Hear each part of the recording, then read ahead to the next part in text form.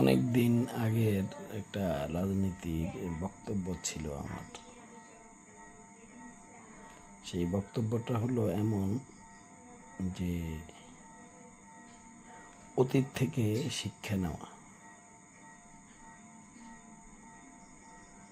অতীত থেকে আজও পর্যন্ত কেউ শিক্ষা নিতে পারেনি, সামনে কেউ পারবে কিনা সেটা আমি জানি না।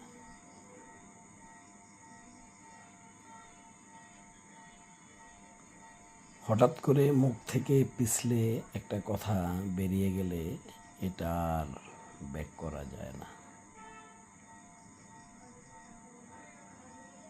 অতীতে যারা রাজনীতি করে আসছিল, যারা অতীতে বিশেষ করে এই 17 বছর যারা দেশ পরিচালনা করেছে, তারা অদ্ভুত কিছু কথা বলেছে। অদ্ভুত,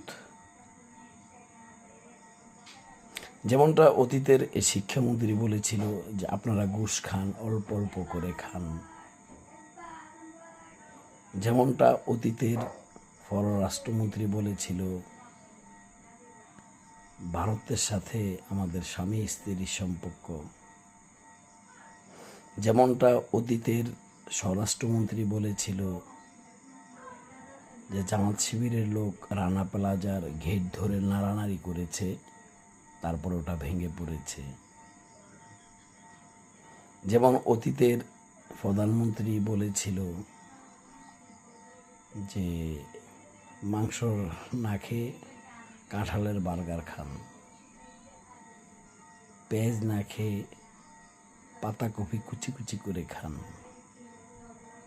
যেমনটা অতীতের আরেকজন মন্ত্রী বলেছিল যে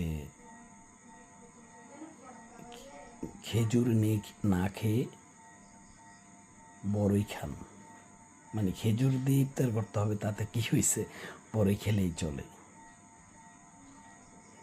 যেমনটা অতীতের আরেকজন মন্ত্রী বলেছিল দিল্লি আছে তো আমরা আছি, আমরা আছি তো দিল্লি আছে।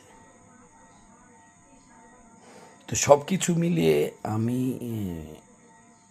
পলিটিক্যালি আসলে রাজনীতি তেমন একটা বুঝি না। তা আমি যতটুকু বুঝি এই সামান্যর ভিতরেই আমার একটা কথাই মনে পড়ে যে অতীত থেকে শিক্ষা নেওয়া। যেমন অতীতে একটা সরকার চলে গেছিল, সেটা একটা কথা যে বলেছিল তার অনেকগুলা কাজ ভুল ছিল, গুম ছিল।